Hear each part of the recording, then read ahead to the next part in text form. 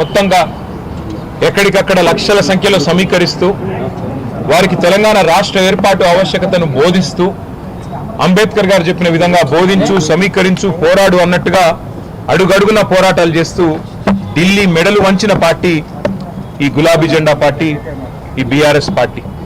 10 ఏళ్ల పాటు ప్రజలు అధికారం ఇస్తే మరి ఒక బాధ్యతగా భావించి రాష్ట్రం సాధించిన పార్టీకే ప్రజలు బాధ్యతనివ్వడాన్ని ఒక గౌరవంగా భావించి రాష్ట్రాన్ని అగ్రభాగాన 10 ఏళ్ల తన పరిపాలనలో నిలబెట్టిన నాయకుడు మహానాయకుడు కేసీఆర్ గారు.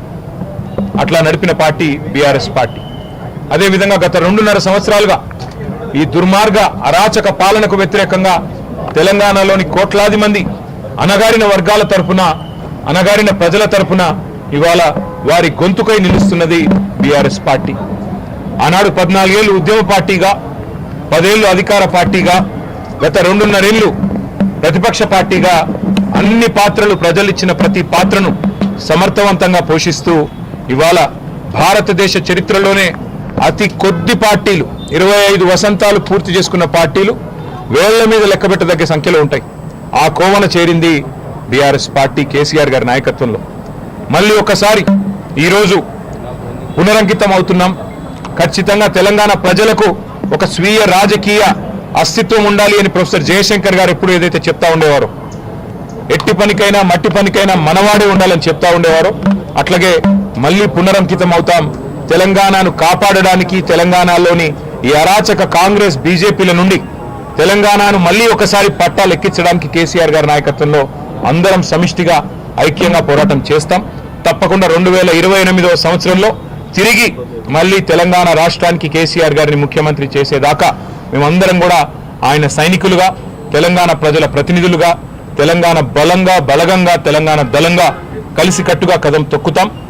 తప్పకుండా తెలంగాణకి మళ్ళీ ఒకసారి పునరంకితం అవుతాం.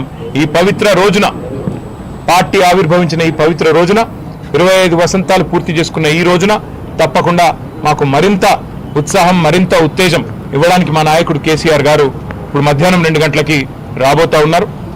వారి రాక కోసం, వారి దిశానిర్దేశం కోసం తెలంగాణలోని లక్షలాది మంది గులాబీ దండు ఎదురు చూస్తూ ఉన్నారు.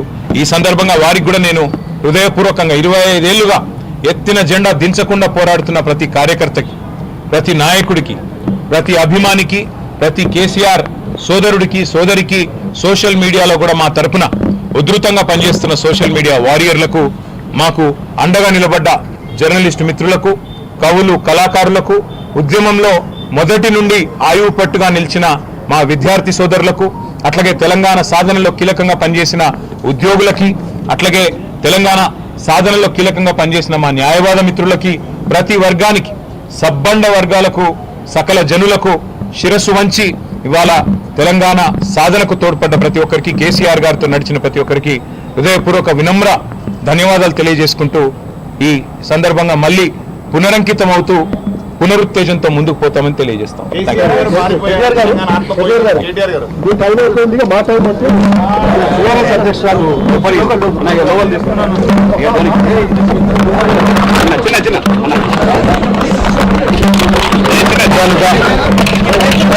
దగాకు గురై, అన్యాయానికి గురై